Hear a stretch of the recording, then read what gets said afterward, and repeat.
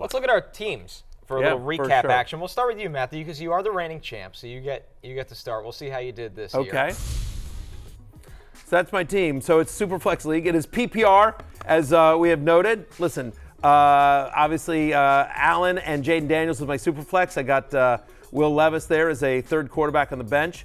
My wide receivers, well, we'll start with the running backs, I guess. Derrick Henry and Kenneth Walker with Jaleel McLaughlin, who's going to be the third down back in Denver. We know Sean Payton loves to throw to his running backs, and so McLaughlin, who has some upside beyond just a third down back, because I don't think Javonte Williams has a stranglehold on that job. But listen, Henry and Walker both should get massive workloads in good offenses as well. Our guy Tyrone Tracy and Bucky Irving, some upside picks late. Yeah. And then at wide receiver, Mike Evans, Rashee Rice, who we've talked about. I get the stack with Terry McLaurin and Jaden Daniels, Jackson Smith and Jigba, who should have a big year this year for the Seahawks. With Gun Walker and JSN, apparently, go Seahawks. Apparently, I'm in on Seattle this year. You are very in on the Ryan Grubb offense. And Ryan Grubb. I didn't go into the draft planning that, but that's how it all went. And then my very last pick, I'll just point out, Van Jefferson. You're like, whatever, but Van Jefferson's like going to be the number 2 wide receiver on the Falcons, and like if Russell Wilson is even semi-competent, like there's in a league our deep, that's as deep as ours is. I think there's some value in a guy like Van Jefferson. You want to talk about taking Taysom Hill over Brock Bowers? Sure, we can do that. There were two mistakes that I made. There were two, like I already talked about one of them, which is like I probably should have taken Pacheco over Henry, where I ended up drafting it. I have them close, but I think in hindsight, I probably would have rathered Pacheco in a full PPR. Again, at the moment, I had a brain fart, if you will, that I thought it was half PPR. The other thing that I did is, so I don't know if you guys remember, but everyone was pitching ride or dies. Everyone was pitching ride or dies, and to me, and so Denny Carter's pitch to me for ride or die was Taysom Hill, who qualifies at tight end on Yahoo. And I actually think he's in my love-hate. Like he's in the 10 list of 10 column that came out yesterday on rotoworld.com. I'm a company man. I think Taysom Hill is going to be used a lot more than anyone is ready for. They're going to use him a bunch of different ways, and he qualifies at tight end. They don't have a ton of weapons in New Orleans, and so I do think Hill, especially when you think about how thin the running back room is behind Kamara, they'll use him in the backfield. They'll use him, a little bit as quarterback. They'll do some option stuff with him in the red zone. So I thought he was a sneaky good, like late round tight end pick, and especially with Denny. And so I did it for the joke, like I'm going with a ride or die candidate, and it's Taysom Hill. The problem is that I was, like I mentioned, I'm in other drafts where I'm slow drafting. So I'm literally, like you saw in that video, if you were watching it, like I'm drafting on the big board there with everyone else, but I had my phone up because I'm doing some slow drafts. And literally like 10 minutes before, Brock Bowers had gone in one of my other leagues. I'd been circling him in another league. And so I just had another mental brain fart where I didn't look for Brock Bowers. And I assumed that Brock Bowers was gone in our league, and he wasn't. And I was like, so the combination of having that in my brain, oh, Bowers is off the table, and Taysom Hill's there, and oh, this will be a fun joke, and we're doing a video, those things combined for me to do something incredibly stupid, which is to draft Taysom Hill over Brock Bowers. Yeah, again, I don't love Bowers this year situation, but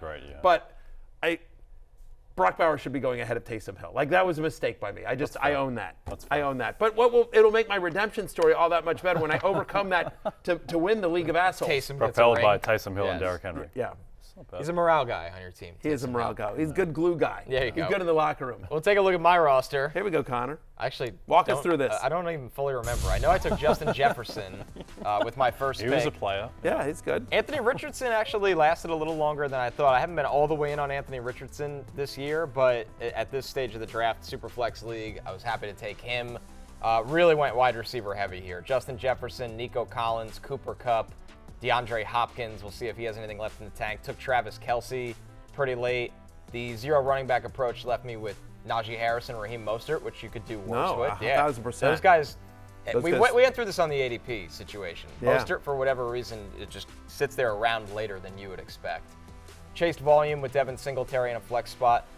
Quarterbacks in this league just fly. I really wanted Trevor Lawrence. He went one pick before, so I ended up with Justin Herbert. I do think we've reached a point with Herbert where it's gone too far. Maybe. That he's a viable QB2 in a super flex. And I think you made it. Listen, grabbing Jalen Wright on your bench, considering you have Mostert. That was the strategy. I think that's super smart, and having a piece what potentially could be a significant piece of the Dolphins' backfield, I think is great. And Josh Downs just sits there forever. He just sat there forever. So I got him on my bench because I have a pretty tough Week 6 bye stretch with a couple of these guys.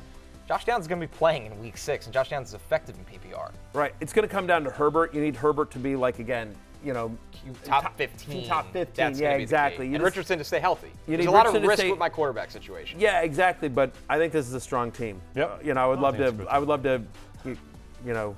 Have Connor Stamos study I would yours? love to. What are you trying to say? No, I was going to say I would love to dump on you, but legit, that's a good team. I think you did a That's really good. nice job. Getting Cooper Kupp there really hurt me. We'll close it out. I know. Sorry, Jay. And Najee Harris. I really took a Jay Croucher team. Yes. When you look at it. Let's look at Jay's actual All right, team. Jay Gunn.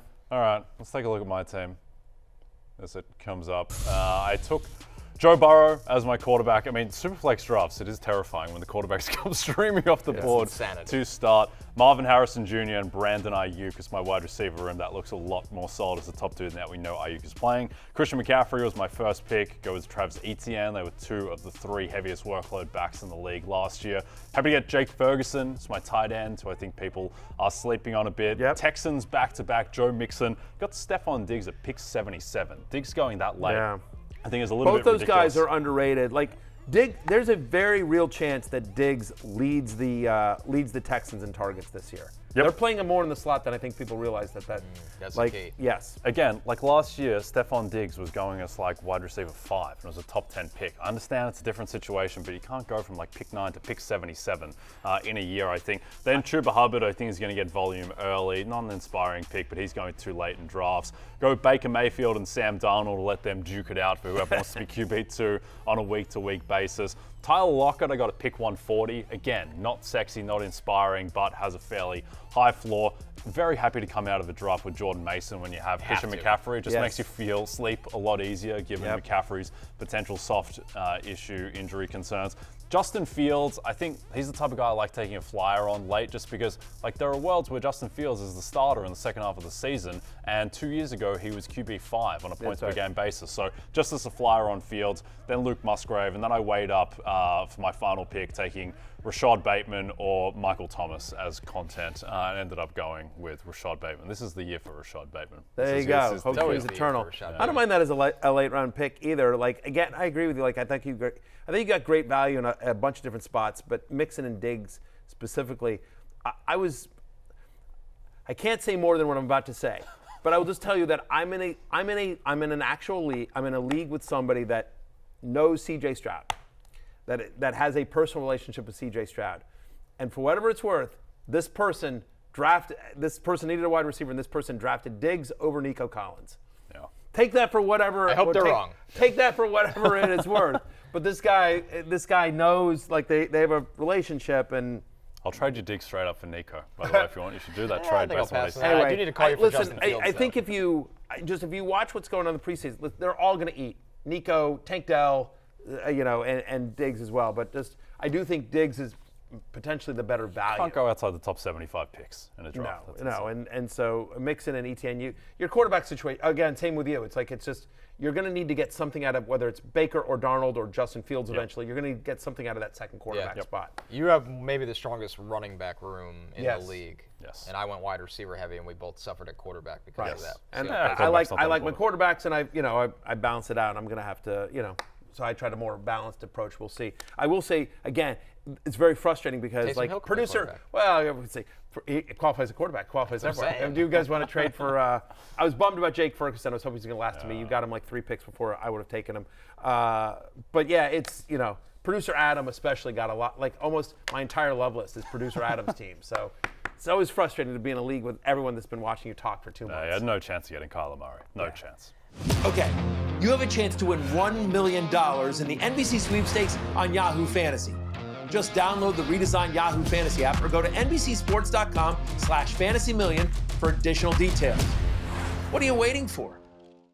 Hey, it's Matthew Berry from NBCSports.com and Rotoworld.com, and I want to thank you so much for watching whatever it is you just watched, or if nothing else, being too lazy to click out of the autoplay after this video started, after whatever it is you actually wanted to watch finished. But now that you're here, I'd like to take a moment here to ask you respectfully now, okay? I'm asking you respectfully to subscribe to the NFL on NBC YouTube channel. You'll get the latest Roto-World fantasy news headlines, all sorts of great shows, including my own Fantasy Football Happy Hour. So go subscribe now. Again, I'm asking respectfully.